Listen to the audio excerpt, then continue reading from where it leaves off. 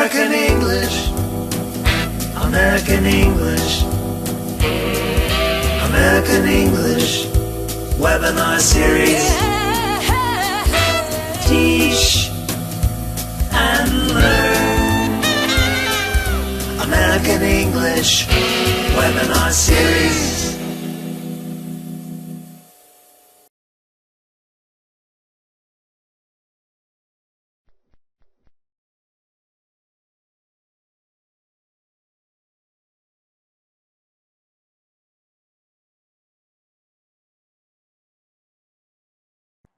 Welcome everyone to our 5th session in American English Webinar Series 6, brought to you by the American English team at the U.S. Department of State in Washington, D.C. Let's start our session today with a great photo submitted by a viewing group in Ubara Jaya, Indonesia. We love to see teachers learning and exchanging ideas during the webinars, as well as celebrating their successful completion of a webinar series. Please share your webinar viewing photos by emailing them to americanenglishwebinars@elprograms.org. We may feature them in the next webinar. I'm Lauren Whitaker, part of the American English team, also known as Moderator Lauren. You'll also see moderators Katie and Kate in the chat box to help you during this webinar. We'll assist and support you as you participate. Here you can see the exciting schedule for this series. Our next Series 6 webinar, Building Global Citizenship through Cultivating Your English Vocabulary Through STEM Activities, will be in 2 weeks on July 12th and will be presented by Kevin Spence. Our webinars are each 60 minutes long. Webinars are often related to a theme found on the American English website. The Teacher's Corner section from the website, shown here, features resources and lesson ideas related to the month's topic. The theme for June is Building Global Citizens. Next, look at how you'll participate in the webinars. During these webinars, you will hear but not see the presenter. The way for you to participate is by typing in the chat box, as many of you are already doing. The chat box is where you can ask questions or make comments related to today's topic. We may not be able to answer every question during the session, as there are often hundreds of teachers participating. However, there is another place to ask questions after the session is over, the NEEN Community for Teachers, which we'll look at in more detail momentarily. The presenter may also ask you questions in the form of polls. These multiple choice questions will appear on the screen for you to answer. Some people may experience technical problems during the webinar. We will let you know if we are having a global problem. If you do lose sound, you can follow along with the caption pod at the bottom of the screen if refreshing your internet browser doesn't correct the problem. Each webinar series consists of 6 webinars. During the series, webinars take place every other Wednesday. Participants who attend at least 4 out of 6 webinars receive an e-certificate from the Regional English Language Office or local U.S. Embassy after the series ends. To ensure you are eligible for the e-certificate, we will ask you to submit your attendance at the very end of the webinar. At the end of the webinar, you will go to the internet link we provide so that you can submit the requested attendance information. We hope many of you are already NEEN community members, but if you haven't registered yet, please do join us. Here you can find resources and discussion questions related to each webinar, as well as all of the webinar readings and featured materials. The NEEN is also where you can ask presenter questions after the webinar and live chat with fellow community members. Before I introduce our webinar for today, I'd also like to encourage you to check out the American English for Educators Facebook page, where you can find useful resources and tune into frequent Facebook Live events. Head over to the American English for Educators Facebook page and hear from American English MOOC, or Massive Open Online Course, graduates in the Philippines. In this video, they discuss their experience hosting MOOC camps. They share about their experience and give insight in how you might be able to do the same in your region. And now for today's webinar, Building Global Citizenship Through Intercultural Language Teaching. Today, being a global citizen requires more than just language skills. Students must be able to critically engage with diverse cultures and perspectives. During this webinar, we will learn how to help students become curious, conscientious, global citizens by integrating intercultural awareness in your EFL classroom. Explore research-based teaching strategies to help students develop intercultural communicative competence while sustaining their own cultural heritage. And now it is my pleasure to introduce today's presenter, Tabitha Kidwell. Tabitha is a doctoral candidate in applied linguistics and language education at the University of Maryland, College Park. She has taught French, Spanish, and English on 5 continents to students ranging from preschoolers to adults. She is a member of the Maryland TESOL Board and the Standards Professional Council for TESOL International Association. Her research interests focus on language teacher education, particularly how language teachers are prepared to address and integrate culture. Welcome, Tabitha.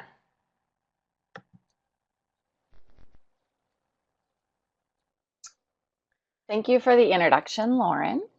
Welcome everybody to webinar 6.5 of the American English webinar series, Building Global Citizenship Through Intercultural Language Teaching.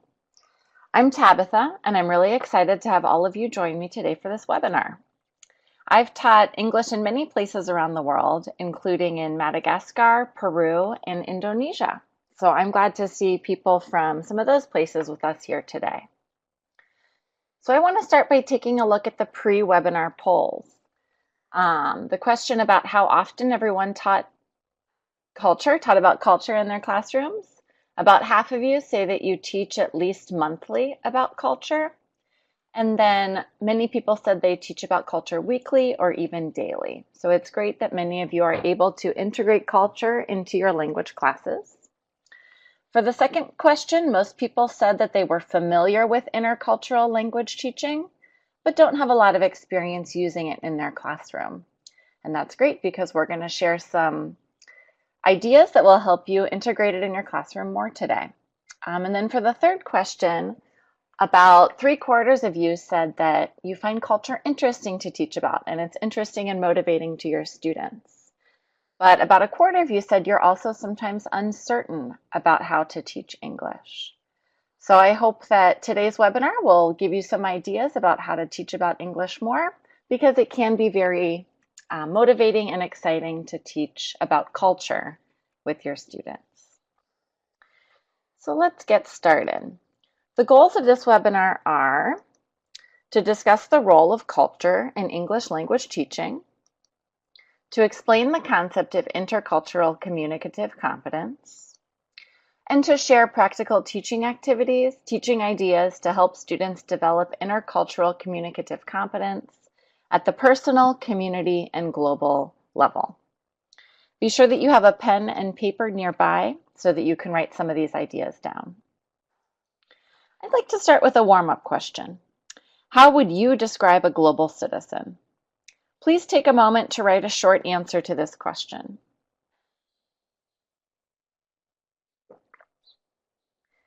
If you're watching with a group, 2 or 3 of you can share your ideas together. Or if you're watching on your own, please share your idea in the chat box. So I see people are saying have awareness about global issues, thinking about others as well as yourself, aware of cultures other than yourself, respecting cultural differences, being aware of your surroundings, thinking globally, being able to speak English,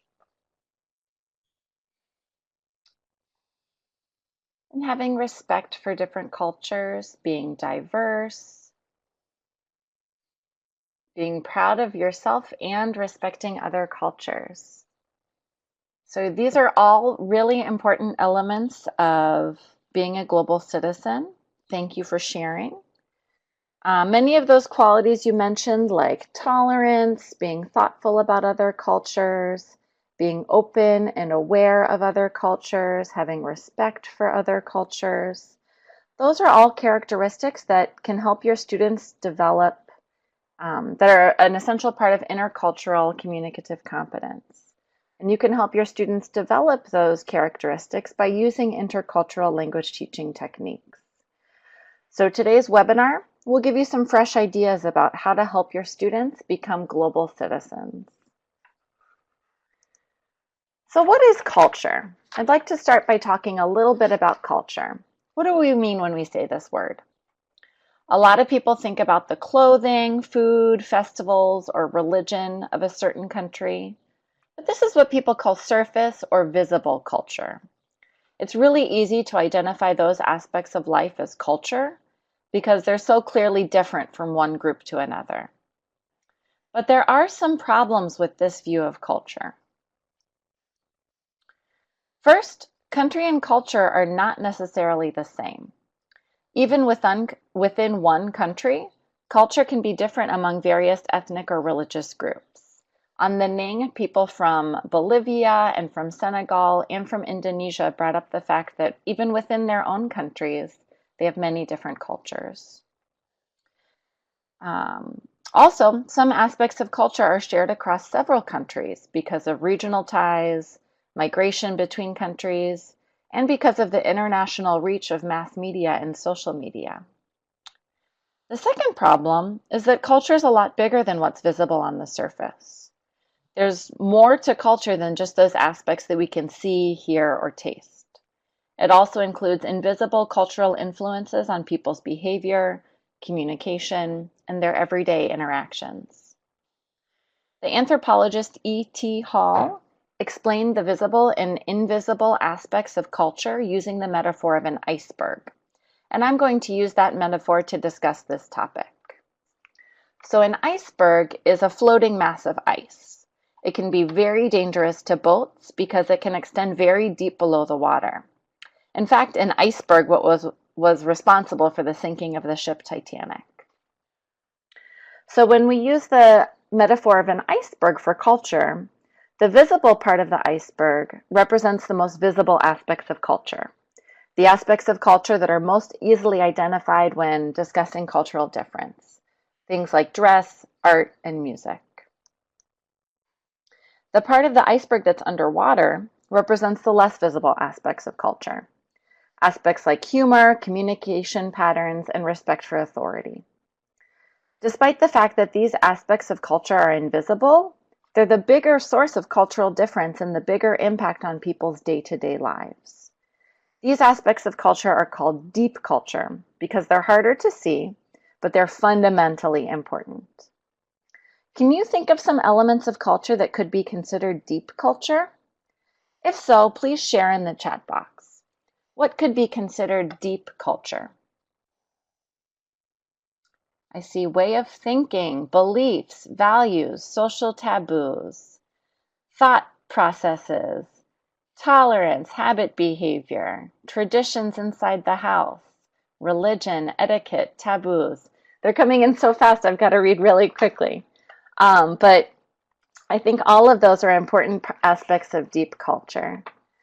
I also listed humor, communication patterns, respect for authority. But everybody in the chat box, you're spot on. A lot of those are really important aspects of deep culture. So for most of the history of language teaching, teachers have mostly focused on surface culture. And one reason for that is that it's easier to teach those aspects of culture. There's nothing wrong with teaching about surface features of culture. It can be really interesting to students. It can motivate them to continue learning the language and learning more about the speakers of that language. But students also need to learn about deep culture to be able to effectively communicate with people from different cultures. And to understand why, let's look at some examples. To understand why deep culture is important, it can be helpful to think about possible situations when conflicts could arise without appropriate cultural knowledge. Those situations are called culture bumps because they represent moments when inadequate cultural knowledge interferes with communication. Some of you shared interesting culture bump stories on the Ning. I'm going to share some examples from an English Teaching Forum article by Zofia Chlopek, which was posted as a pre-webinar reading on the Ning group. If you didn't get a chance to read that article yet, I suggest you take a look at it because it shares a lot of great ideas about intercultural language teaching.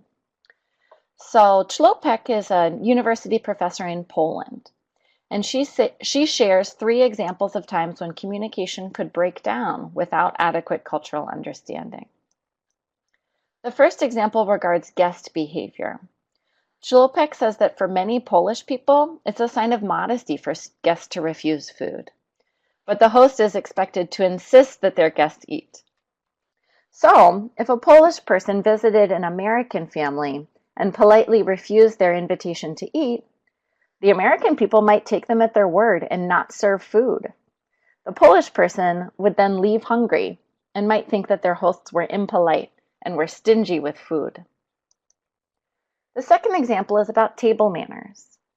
If a German person were eating with a Taiwanese family, they might be surprised to hear everyone else belching, if they didn't know that for some people in Taiwan, that's actually a way of complimenting the cook. And in the same situation, the Taiwanese family might find the German person impolite because they were not belching to show appreciation for the cook. And the final example involves communication norms. For many British people, when they ask, "How are you?" they usually expect people just to say, "I'm fine." They don't expect an honest or a long answer. But some Polish people might interpret that question as a genuine inquiry and might start complaining about their health. That could make the British person uncomfortable, and their lack of response might come across to the Polish person as uncaring. Have you ever been in a similar situation where a misunderstanding happened because of cultural differences? If so, please raise your hand. Have you ever had a culture bump experience? Oh my gosh, I'm seeing so many hands raised. I would definitely raise mine as well. Okay, you can put your hands down now. If you have had a culture bump experience, those stories are great ways to begin discussing culture with your students. Now, it's important to note that in these situations we just discussed, even the most fluent speaker of English would encounter problems without adequate cultural knowledge. That shows that language learning is about more than just learning vocabulary and culture, or learning vocabulary and grammar. It's also important to build understandings of the deep cultural aspects that influence how people communicate and how they see the world. But these situations also raise the question of which culture to teach. Can we teach our students about Polish, German, Taiwanese, British, and American culture? Should we teach about all these cultures? To answer those questions, it's helpful to think about the role that English plays in the world today. In the era of globalization, a lot of scholars are suggesting that we move away from seeing English as a foreign language or English as a second language, and that we instead see it as an international language. Other people have used the term English as a lingua franca. So that means that English is not only used to communicate with native speakers, but even more often it's used between 2 non-native speakers. What's really important about this idea is the fact that English teachers around the world no longer need to prepare their students to speak only with native speakers of English, for example, people from the US or the UK. English teachers also need to prepare students to communicate with other non-native speakers from their regions and from around the world. So for instance, in the example earlier about the German person eating with a Taiwanese family, their interactions will likely take place in English, even though English is an additional language for everybody involved. Have you ever used your English skills to communicate with another non-native speaker? If so, please raise your hand. Have you ever used English to communicate with another non-native speaker? Many of you are doing so right now by speaking to each other in the chat box. I see many hands raised. Thanks. You can put your hands down. I would bet that almost all of you have had this experience. So as English teachers, we know that English is important for our students' academic and economic opportunities. But here are some facts to show just how important English is. It's the native language of about 400 million people, and it's an additional language for about 700 million more. It's an official language in over 60 countries, and for many organizations, including the United Nations, the European Union, the Association of Southeast Asian States, and the African Union, it's also an official language. So that means, for example, that an English student in Cambodia needs to learn English not only to speak with visitors from the United States, but also with people from Russia, Morocco, Chile, and even their neighbors in Thailand and Vietnam. So how can we prepare our students to interact with people from all of those cultures? And what about those of us who teach in contexts where our students are unlikely to have any contact with foreigners? One really promising answer is to employ intercultural language teaching techniques. And that's why I wanted to share this webinar with you today. Intercultural language teaching is different from traditional language teaching because it doesn't expect teachers to share only factual knowledge about the cultures of various countries. In a world where English is an international language, that approach is not realistic. We can't possibly prepare students for all the cultures they might come in contact with. Instead, we try to give students the cultural awareness and adaptive skills that they need to be able to continue learning about culture on their own, and to be able to navigate cultural divides as they come up in their interactions with people from cultural backgrounds that are different from their own. This is an essential element of being a global citizen. Being able to communicate and work with people who are different from you. Many of the conflicts in the world today stem from people not understanding each other's differences. And if we all knew more about each other, it would be easier to live together in peace. For that reason, in addition to teaching language, English teachers also need to help our students develop intercultural communicative competence. So intercultural communicative competence is the ability to communicate with people from different cultures. Michael Byram is one of the scholars who has written and thought a lot about intercultural language teaching, and he identified 5 aspects of intercultural communicative competence. As I'm explaining those elements, please think about which ones would be most helpful and most beneficial to your students. In other words, which of these 5 aspects of intercultural communicative competence would you like to focus on with your students to help them develop as global citizens? The first element of intercultural communicative competence is an open and curious attitude towards other cultures. This means that the student is willing to engage with and learn more about other cultures, rather than being resistant or closed to different cultural perspectives. Students should be able to acknowledge that difference isn't a bad thing, and it doesn't mean other people are wrong. It just means there's a difference, and it can be interesting to learn more about what makes something different. The second element is knowledge about various cultures, social practices, and products.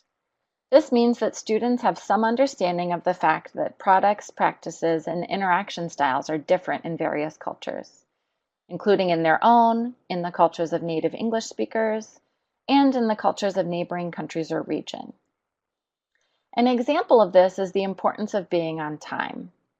In some cultures, it's very important to arrive at events at the time they're scheduled to begin, while in other cultures, people are expected to arrive late, and it's not considered rude to do so.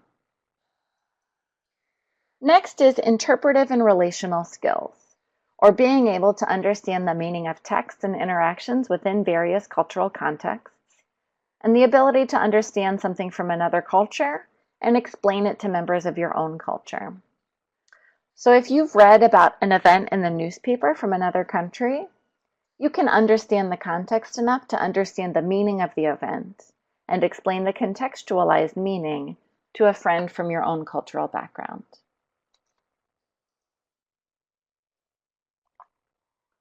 Another set of skills are responsive and interactional skills. This is the ability to use new knowledge about culture in authentic situations, and the ability to interact with others while continually acquiring new information and refining your own cultural knowledge.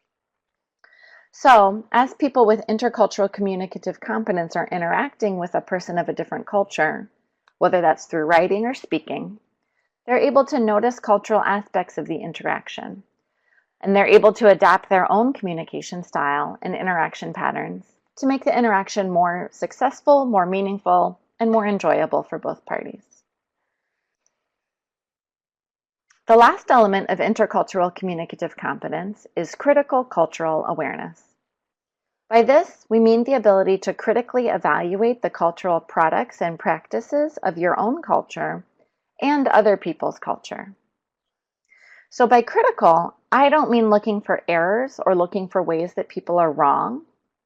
Rather, students need to develop the ability to be critical thinkers about culture, to notice critical differences, and to try to learn more about how those differences developed, and also to notice cultural similarities and think about why various cultures have those elements in common. Critical cultural awareness allows students to continue learning about how people from various cultures see the world, because you can never stop learning about that. So let's go to the polls to see which of those aspects you find most helpful or useful to address with your students. Which aspects of intercultural communicative competence would be most important for your students? And you can choose several. An open and curious attitude towards other cultures, knowledge about various cultures' social practices and products, interpretive and relational skills, or responsive and interactional skills. I'm seeing people really like the idea of open and curious attitude towards other cultures, and really identify with the need to develop curiosity and interest and tolerance towards other cultures.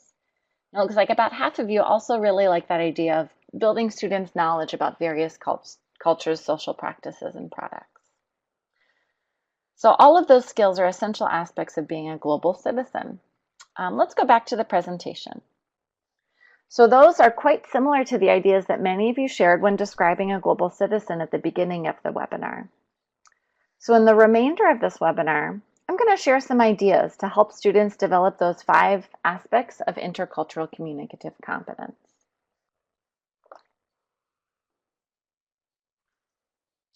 As I share lesson activity ideas, I'll share 3 main types of activities that relate to these 3 levels of cultural awareness: personal, community, and global. There are certainly many other ways to divide up activities that help students develop intercultural communicative competence, but I think these categories will be helpful for our purposes in this webinar. Sometimes the focus of the activities can overlap in focus, and really it's not so important to identify exactly which level each activity addresses, but it is important to begin with activities that help students identify culture on the personal level, then the community level, and then the global level. It's always a good idea to begin our teaching with what's familiar with students, whether we're teaching culture, language, or content area knowledge. It's a good idea to start using ideas that address personal cultural beliefs in order to give students an understanding of their own culture before moving on to bigger topics like the cultures of students' communities and the culture beyond their experiences. That's the pattern we'll follow in this webinar too. So let's start with activities to help students examine their own cultures. Before students begin to understand other cultures, they need to understand their own cultures and how their culture has shaped them.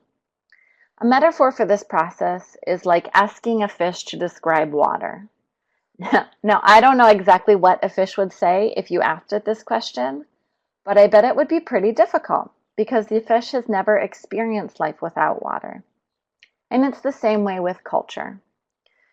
Many people grow up in one culture and don't even identify it as culture. They say things like, "It's just the way things are." And they see culture as something that other people have. I know that in my own experience, I didn't really understand that the way I grew up seeing the world was so based on my cultural understandings until I studied abroad in France and until I saw that there were entirely other ways of seeing the world. So as language teachers, we can help students develop cultural awareness by helping them identify their own cultural values and assumptions. Now I'm going to share some ideas that you can use to help students become more aware of their own culture. Many of these activities were referenced in the articles by Chlopek and Frank that are both posted on the NING, so you can also take a look at them later. So first, the cultural brainstorm activity was described in the article by Chlopek. Basically, the teacher writes the word culture on the board and asks students to brainstorm ideas the word makes them think of. The teacher writes the students' responses on the board and then asks them to organize and categorize the different aspects of culture in a mind map. Groups then share and discuss their mind maps. Let's do a little practice of this activity as a group by brainstorming together. In the chat box, please share some words that you think of when you hear the word culture. I see food, clothes, behavior, tradition, songs, ways of thinking, taboos, etiquette, lifestyle, attitude, dances. So as you're putting these kind of words on the board, you might classify things like music, dance, clothing, food. You might categorize that together as more surface level aspects of culture. And then things like ways of acting, good manners, traditions, relationships, moral values. Those might also be grouped together as more deep aspects. Certainly there are other ways to categorize all these different aspects of culture that you're listing, but it would be interesting to ask students how they would categorize those aspects of culture together, because they might have a different way of seeing it than even we do. All right, thanks everybody for what you're sharing in the chat box. So this next activity is called the Personal Iceberg activity, and it's explained in the article by Gerald Frank that's posted on the NING. So this activity goes back to Hall's idea that culture is like an iceberg, with surface elements that are easy to see and deep elements that are not so easy to see. So teachers can give students a blank iceberg template, or you could just draw an iceberg on the board for students to copy. And then in small groups, students work to list elements of culture that are found at each level for their own culture. So at the surface level, they might list foods, traditional dances and music styles, and holiday traditions. Just below the surface, they might list gestures, body language, personal space, facial expressions, conversation patterns, that kind of thing. And at the deepest level, students would list elements related to deep culture. Do you remember some of the things that we said were deep culture earlier? If so, please share elements of deep culture for your own culture in the chat box. If you were doing this activity with students, what would be some examples of deep culture? I see belief, humor, religion, celebrations, justice, that's an interesting one, group mentality, thought processes, taboos. These are definitely deep, deep cultural aspects that underlie a lot of our behaviors, prejudices, values, religion, heritage, belief, law. Yeah, these are definitely aspects of deep culture that would be really important to help students recognize as aspects of culture, even within their own culture. You might also list values and attitudes related to friendship, gender roles, preferences for cooperation or competition. Coming up with all those different aspects of culture is a really challenging activity. So you might need to provide some guidance or suggestions for students throughout the process, but it really helps students begin to think about elements of their own culture. So as you progress with activities to raise students' cultural awareness, you might return to this activity to have students continue adding to their cultural icebergs. This next activity is called the question game. This is really a pretty simple and fun conversational activity that helps students practice speaking while also thinking critically about their own cultural practices. So in pairs, one student tells a story, perhaps discussing what they did last weekend or discussing their plans for an upcoming vacation. And then the other partner is only allowed to speak using questions. For example, they might say, "Who did you go with? Why did you go there? Why did you eat that?" So this provides students with not only good speaking practice, but also practice using justification clauses using because. And it also helps them think about the cultural reasons underlying a lot of the choices they make. And then one last activity for personal cultural awareness. For the What's Weird activity, you should find a guidebook about your country in print or online. And you'll have students read the section where the author explains the local culture. It can be really eye-opening for students to think about a newcomer's perspective on their culture. One possible source is wikitravel.org, which is an open source website with information for travelers. But then a follow-up activity for this could be for students to develop a brochure or a website explaining aspects of their local culture to visitors or to newcomers. Now, once students have begun to develop an awareness of their own culture, the next level of activities is activities that help students understand the cultural differences between the various cultures in their own communities. Every person is a member of multiple communities, and there are contextual and cultural factors that we all need to learn to interact effectively and appropriately within those different communities. To help explain the concept of multiple communities, I'll share some examples of the cultural aspects across the communities that I personally come in contact with daily. One community is the university where I work. This is a formal, professional community, and people don't tend to share personal information. When I interact with colleagues and students, I use fairly formal information, and I often use professional jargon like standards-based or formative and summative assessment. I do that because I know that the people I'm talking to are familiar with those terms, and also because I want to let people know that I'm knowledgeable about my field. Another community I'm involved with is a running group. So when we greet each other, we often expect people to comment on their physical condition. People say things like, "Ugh, I'm sore today," or "My ankle is still bothering me." These are things I would never tell people at the university. So in this group, since we run for about 45 minutes together, it's really appropriate to share long stories. But people would think it was rude if you only talked about yourself. It would also be really strange if I used professional jargon with this group. And then a final community I'm involved with is my family. When I talk to my family, we know that we can share intimate and personal details about our lives. When we get off the phone, we usually say, "I love you."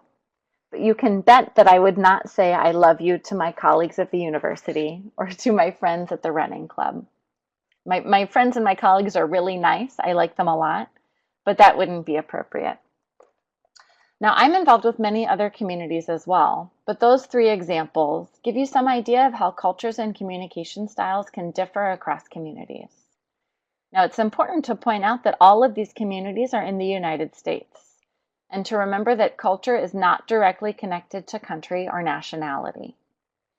The culture of our country does have an impact on us, but people are also involved with the cultures of multiple communities that are more dynamic and that can have more of an impact on their daily lives.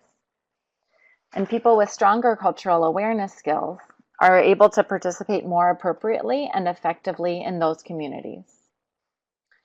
So now I'll share some ideas to help students engage students in deeper understanding of the cultures of their communities.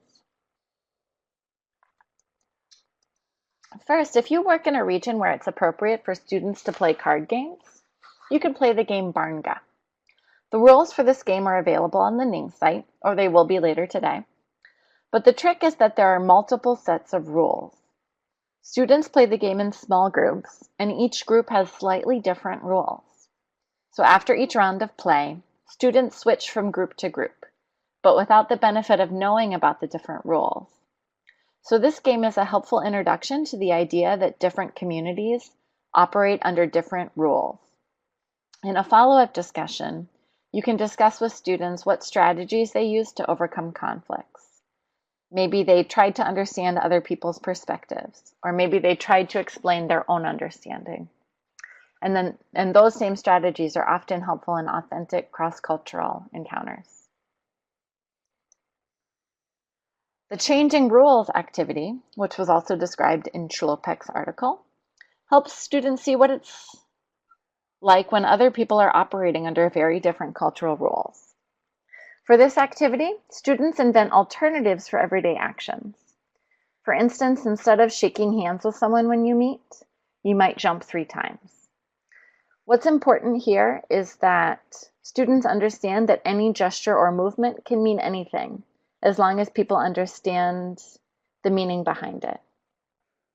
So students invent these new gestures, and then they create skits showing the use of the new action, and the class guesses what the new action means. What's interesting here is that there's nothing inherently better or worse about shaking hands or hugging or kissing on the cheek. But members of different cultures place different cultural meanings on each of those greetings.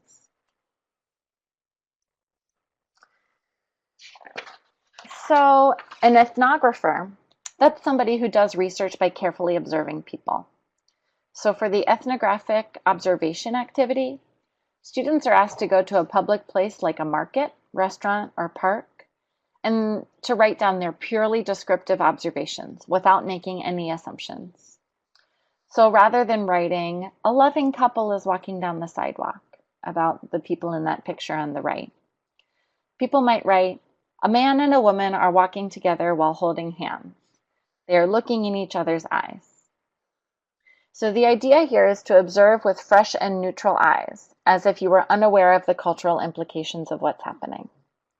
And by doing that, students can become more aware of how culture is involved in even the most everyday situations, and in our interpretation of those situations. So let's do an example together. Please write one sentence describing what these 2 people are doing. Now, it looks to me like the boy is raising his hands in the air and saying, goal, like people do when their team scores a goal in soccer. So I make the inference that they might be watching soccer or a soccer game. But that's based on my own cultural interpretations of what I see here. If I remove my cultural knowledge and I keep it purely descriptive, I would write something more like, the boy is raising his arms in a V shape. So once you've had a chance to write a sentence and trying to keep any kind of inference out of it, please share in the chat box. Let's see. A girl is pointing to the PC. The girl is pointing to the computer screen. The girl is pointing her finger to the laptop, looking at photos. The girl is shouting loudly, maybe.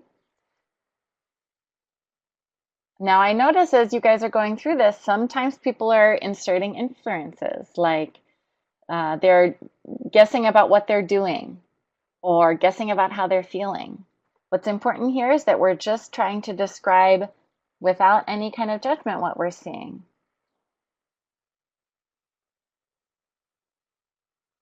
So let's see. They won the lottery. We don't know that. All right. It definitely is a challenging activity, but it's something helpful to work through. Okay, so here's a good one. A boy with his hands raised in a V shape while the girl is pointing at the laptop. Pretty straight observation. All right, so basically an ethnographer is someone who does research through careful observation. So by helping your students begin to be able to do that, you'll help them begin to observe the cultural differences that they see and adapt accordingly. Thanks everybody for all of your entries in the chat box. So now let's do an example.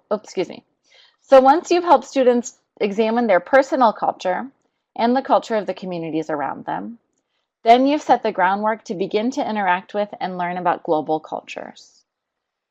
For a lot of English teachers around the world, this is where we start. The traditional teaching of culture usually begins here first, but without the benefit of already examining the self and community, students aren't as able to engage with new and novel ideas about culture that they haven't personally experienced. So engaging students in examinations of their own culture and the cultures of their communities helps set a foundation that they can build on as they learn about cultures that are new to them. So what's important at this stage is to avoid presenting cultures in a superficial or a stereotypical manner.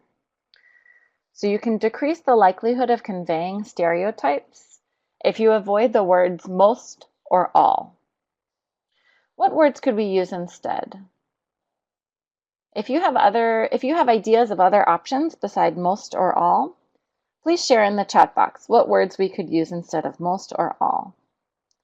I see some, almost all, many, a lot of, almost every, various. Okay, you guys have lots of great options here. What I'd suggest is you should be clear that you're sharing information about many or some members of a given culture. And you should also continue to make the connections between the global cultures and the student's culture to show that culture isn't something foreign that other people have, and also to show students that there are many similarities in addition to differences. Now I'm going to share some activity ideas that help students develop global cultural awareness.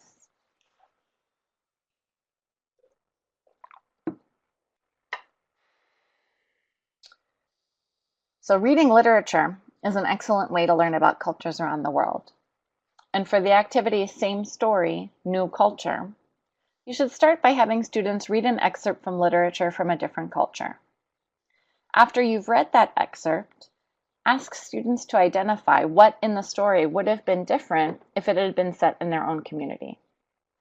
So for example, if students read a story about attending elementary school in America, they might comment on the fact that students ride yellow school buses to school, that they are served lunch in the school cafeteria, and that they don't have to wear school uniforms. As a follow-up, students could rewrite the story as if it had occurred in their local community, and the class can discuss and compare the differences.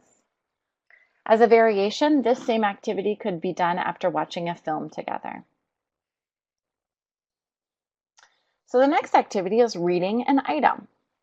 Usually we read words to get information, but in this activity we read an object. Even though there's little or no text associated with it, you can still get a lot of information from an object. Interacting with an authentic item from another culture is a fun and interesting way to learn and think about that culture. So you should show students an authentic cultural item or a picture of an item, like a doll wearing typical cultural dress, a ticket for a concert or for public transportation, food packages, advertisement, toys, musical instruments, that kind of thing.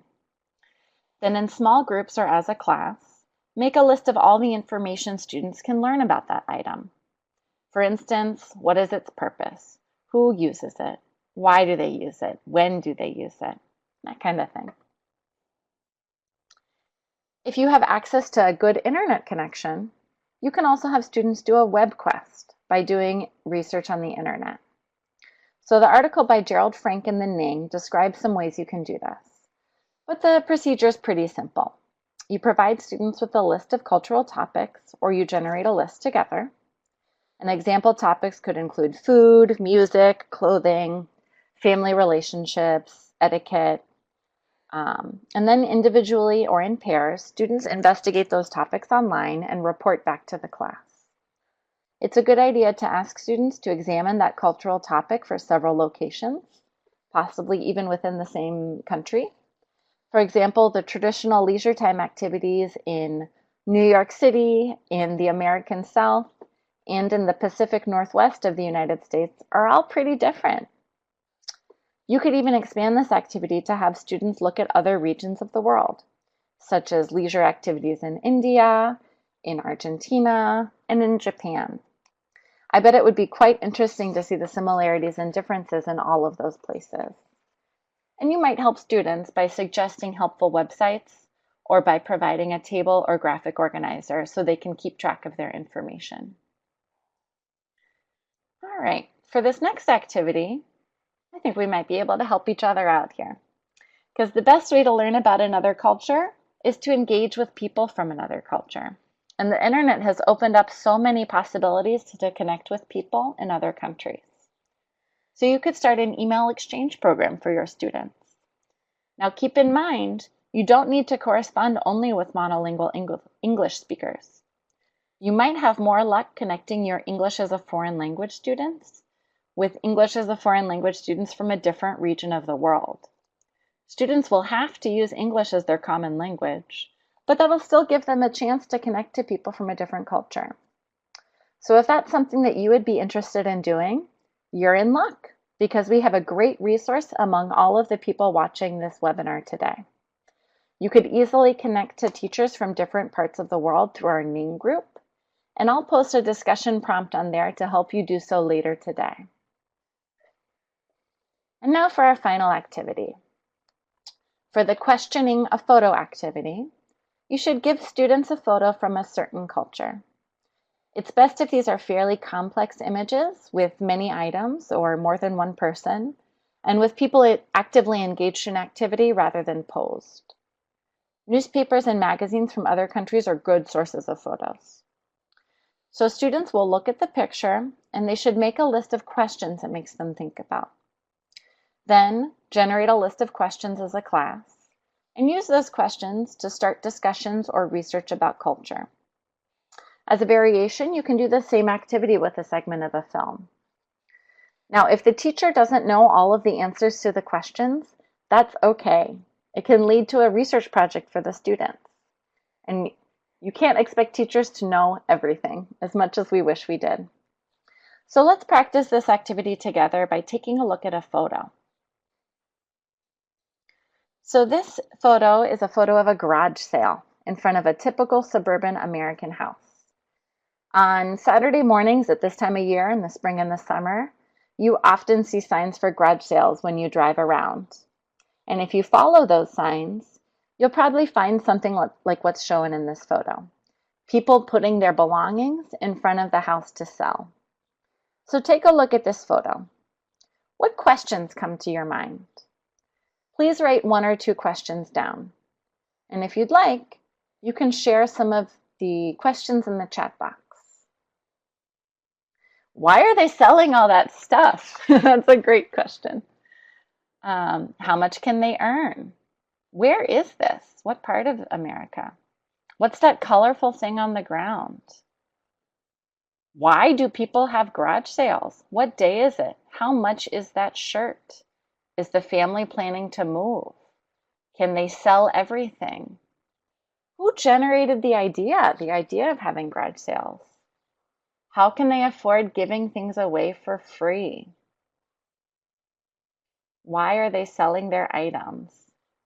Why do you think they are doing this? These are all fascinating questions. And you know what? This is from my culture. I grew up in a house that looks a lot like this one, and my family had garage sales when I was young. And I'm not sure about the answer to all these questions myself. But these questions would definitely all lead to rich discussions about this tradition and about the cultural meanings behind it. It could also lead into discussions about house styles, family living situations, and even materialism. Really interesting questions. All right, so this brings us to the end of our webinar today. We've talked about the concept of intercultural language teaching, and we've discussed some ideas to help you develop your students' intercultural communicative competence. I hope that the activities I shared today give you some ideas about how to help your students develop these skills. Before we go, let's go to the polls one last time. Here are some of the activities we talked about today. Which will you try in your classroom? Will you try the culture brainstorm, the personal culture iceberg, ethnographic observations, student exchanges, or that last one we did together, questioning a photo? All right, so many people like the idea of culture brainstorm, and that's something you can do with almost no preparation. Many people also like the idea of questioning a photo, and that's a great activity that you just have to find a photo to get students started talking about cultural issues. All right, it looks like people will try a lot of these activities, and I hope that you find that they go well. All right, let's get back to our presentation. Thanks, everyone. I really enjoyed being in this webinar with you, and I'd love to hear about how your use of those activities and how the idea of intercultural language teaching works for you in your teaching. So please check out the post-webinar discussion on the Ning to share about how it goes for you. And best of luck in the future. I hope everybody has a great remainder of your day or evening. Oh, you know what? I've just been told we have time for a couple of questions. We have about 5 more minutes. All right, so if anyone has questions, we can have a little bit of discussion time.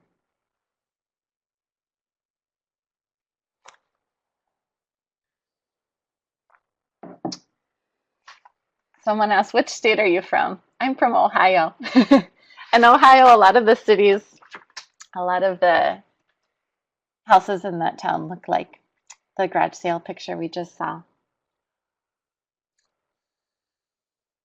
Let's see.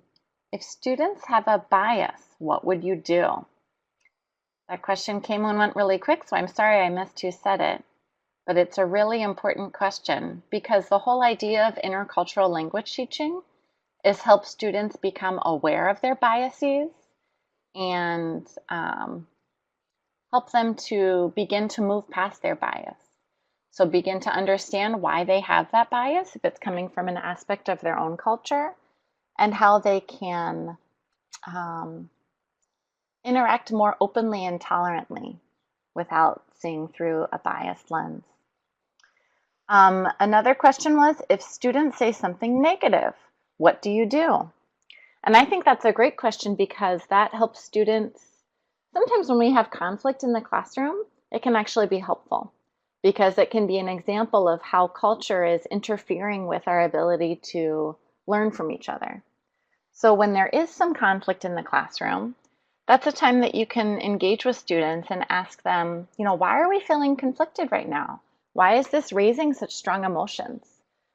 It's important to use those moments when there might be conflict to help students understand their emotions and why they're having those feelings of conflict.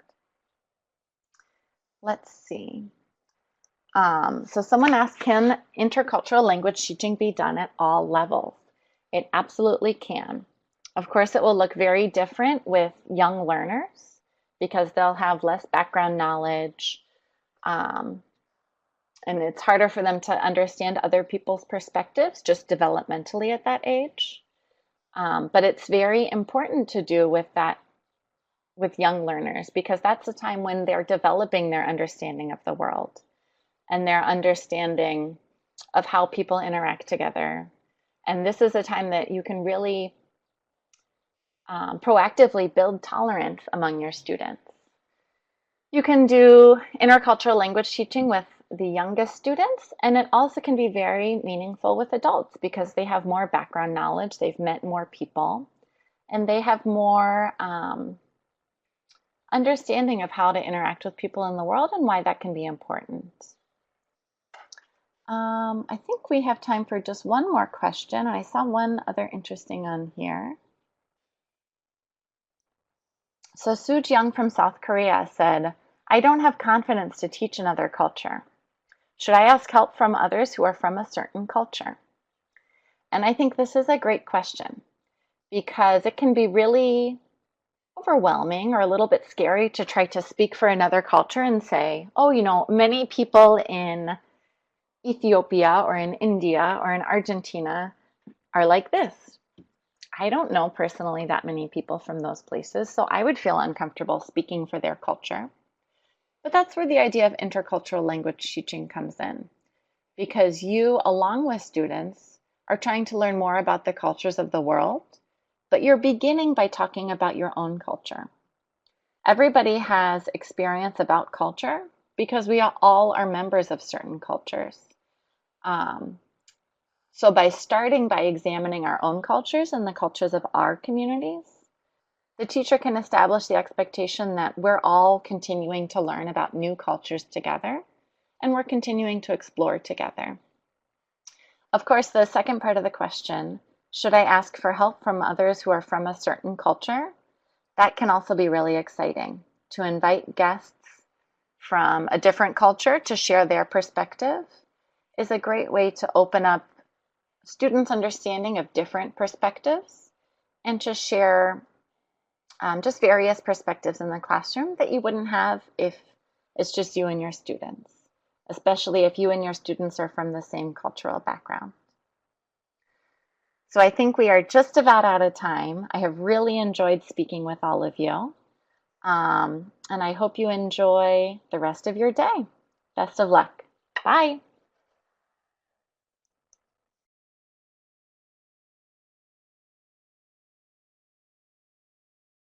Excellent ideas for promoting global citizenship through intercultural language teaching in the EFL classroom. You helped us to better understand the role of culture in language teaching and provided great practical ideas for helping our students develop intercultural communicative competence while sustaining their own cultural heritage. We look forward to the post-webinar discussion and to exploring your NEEG resource page. And we'd also like to thank you, our audience, for your active participation today. We look forward to learning with you again in 2 weeks on July 12th when Kevin Spence will help us to better understand vocabulary teaching techniques grounded in a content-based instruction approach. And now it's time to submit your attendance.